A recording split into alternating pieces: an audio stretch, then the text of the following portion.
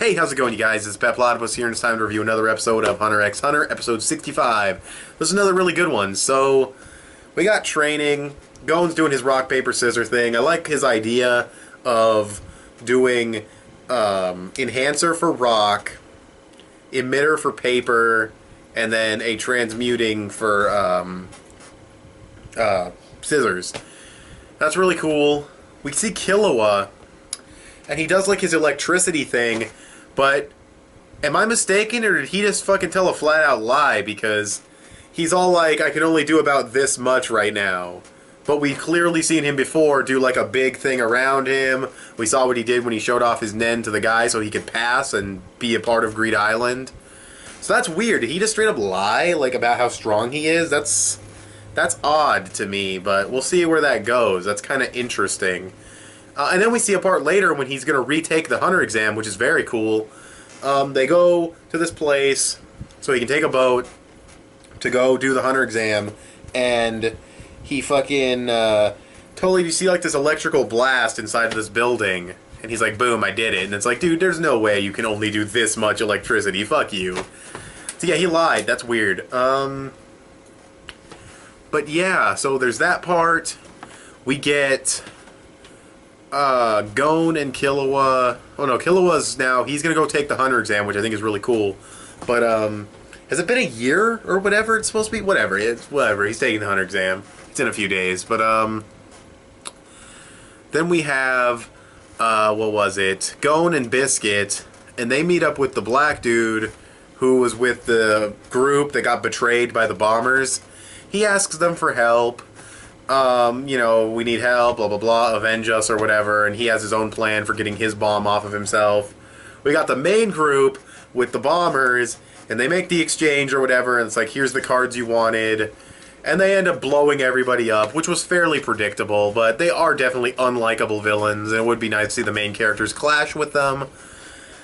Because we don't know how super OP these characters are. They're clearly strong, but we don't know if they're, like, ridiculously overpowered, like Phantom Troop level or Razor level. We'll get to Razor. That was the beginning of the episode, but I'm saving that guy. So yeah, they're all dead. The people at the base, them. But the black dude, he did this weird thing where he conjured a living creature that could eat the bomb away, but now he's stuck with it until the guy who made the bomb on him dies or reverses the spell. So that's kind of weird, but he covers it up, and he's still alive. So he's an active, excuse me, he's an active person still in the arc that's still doing shit. Seems like we have our main villain. So yeah, just nice establishments in this episode. We get more of Gon training. He's starting to do emitter stuff. He's like firing one finger. It was really funny. How they did the scene was really well done. It's a perfect example of where the animation isn't that great, but you use it a certain way, and it's awesome. He does it on his finger, it goes to a certain distance and doesn't work, but then we get a shot of him and Biscuit from behind, and you see the rock that he's aiming for, and he just goes, and you see it travel the entire way in one take and hit the rock. And it was just really, I like the way they set up that shot, and like I said, it's not super amazing animation. He just goes like this, and the rock tips over, and then they look all cartoony, but it's using like low quality animation in a really good way, and I like seeing that. It doesn't always have to be super amazing fantastical animation for it to be good. You can use lower quality animation and still make it look good. So that's cool. That's something that the One Piece anime does all the time, actually. But yeah, that was pretty much the whole episode except for the part that I'm going to talk about right now. So yeah, then we have, so the Phantom Trooper coming in on their boat, because we saw that at the end of the other episode before it ended abruptly and practically interrupted the dude's fucking sentence at the end. And, yeah, they're there, and then we see this dude walk out. And I'm like, who the fuck is this guy, right? And then he's like, I'm a game designer, and I'm like, no, Phantom Troop, run! Run, Phantom Troop, he's a game designer, you know! Oh, I don't know, he might not be that overpowered, but still, he's just like, when he said he was a game designer, I was like, yo, no, this is too much. His name's Razor. He's got the Brock thing going on with the closed eyes, and he's like, yo, get the fuck out of here. And he basically tells him to just play the game legit, and then, you know, you can go in. and will probably eventually fight. So they're like, yeah, cool. He sends them away with a special card only he can use.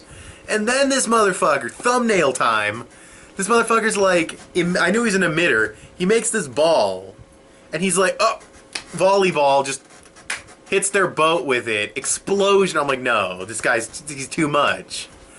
I'm trying to think, have we seen a dude of this caliber? I'm trying to think, like, we've seen Uvojin, and he was pretty fucking disgusting, and we've seen some pretty disgusting shit with some of these characters, but just casual, though, just like a volleyball, just done. Like, it was, I don't know.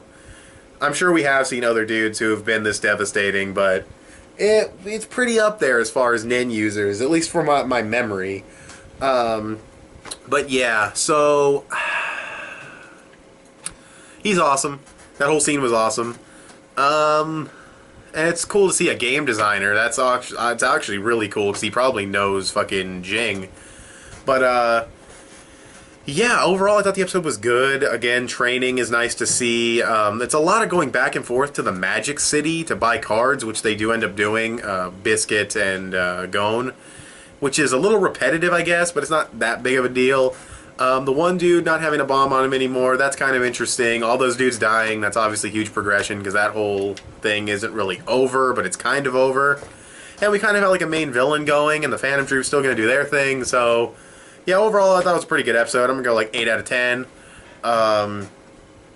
Pacing was fine, animation was fine. Not as good as like the last couple episodes, but still really good animation overall, and it was fine. So yeah, thank you guys for watching this video. I will talk to you guys later. Tell me what you guys thought of this episode down below. Bye.